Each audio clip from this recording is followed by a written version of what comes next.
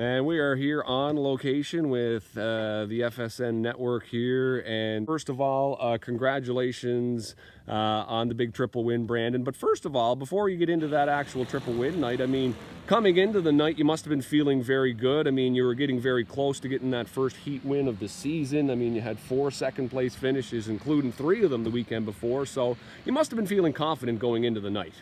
Yeah, we had speed in the car. We just couldn't get out and get away from the 06 is very strong, so we just had to get out and finally get some track to ourselves and be able to run our own laps. But we have a very strong car, but it finally paid off last weekend. So. Exactly. So you come into the night, you get that first opening heat big win under your belt. I mean, that must have been a relief as well, too. I mean, you've been coming close all season to finally get that first heat win this year. Yep. Once you get one, it takes a lot of weight off the team and everybody to help you out. So usually once you get your first, you never forget it. So.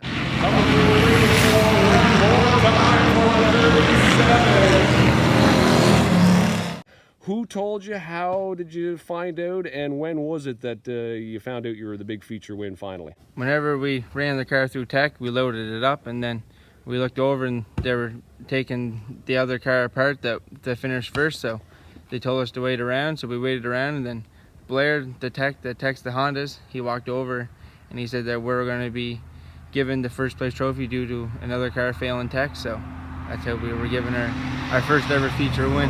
That must be very exciting. First big feature win of the career. I mean, how does that feel like to finally pay back all those people that helped you through the way, and not only pay yourself as well too the credit that you're due?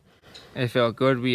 That was our one goal this year, to win one feature, but we didn't get it the way we wanted. But I think we got enough car. We should be able to get one more this year. Yes, and we look at this last name that's on this car here. It is Albert. Now, it is very synonymous here with stock car racing at Oysterbed Speedway.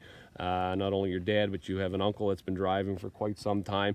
Tell us about growing up with your father, Chris, your uncle, Kevin, around the stock cars as well, too. What was that like as a growing up experience? Well, usually growing up, we're always at Uncle Kevin's. We always helped him. Dad always helped him, so we just grew up used to watching Uncle Kevin and Dad work on his car. But I remember watching Uncle Kevin win a couple triple wins before. I know they're hard to get and they don't come by. So.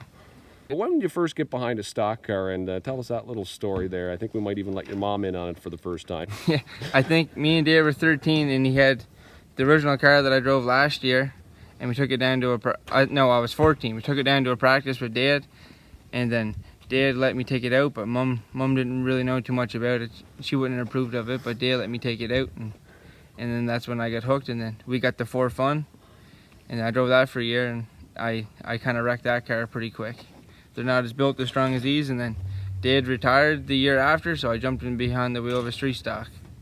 What's some of that advice there that your father and or your uncle, of course, has shared with you early on in these days? Because this is not an easy division to learn in.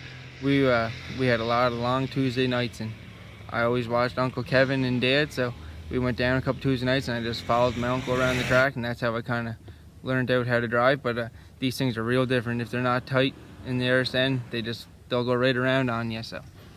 Exactly. Now, you seem to be, though, you've been at it now for a couple of years. You know, you were slugging away in those early days. I know it must have been frustrating, but you finally got that first win there, and then now you've gotten your first feature win.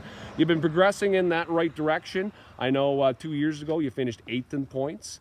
Last year you finished 6th in points. Now, if you're setting the bar with anybody, Dad's best points finish was 5th, so you're getting very close to that. Your uncle has finished 2nd, but there's never been an Albert on that championship trophy. Where is your goals over the next, say, this year, next year, and the one after that?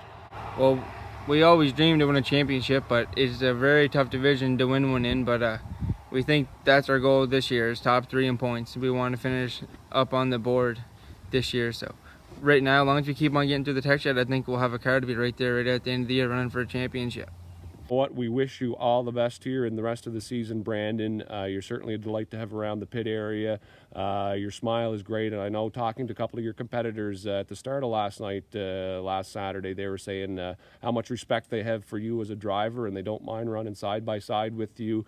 And that was coming from a couple of the top drivers. So take that to the bank there, and good luck, Brandon. Thank you, Jamie.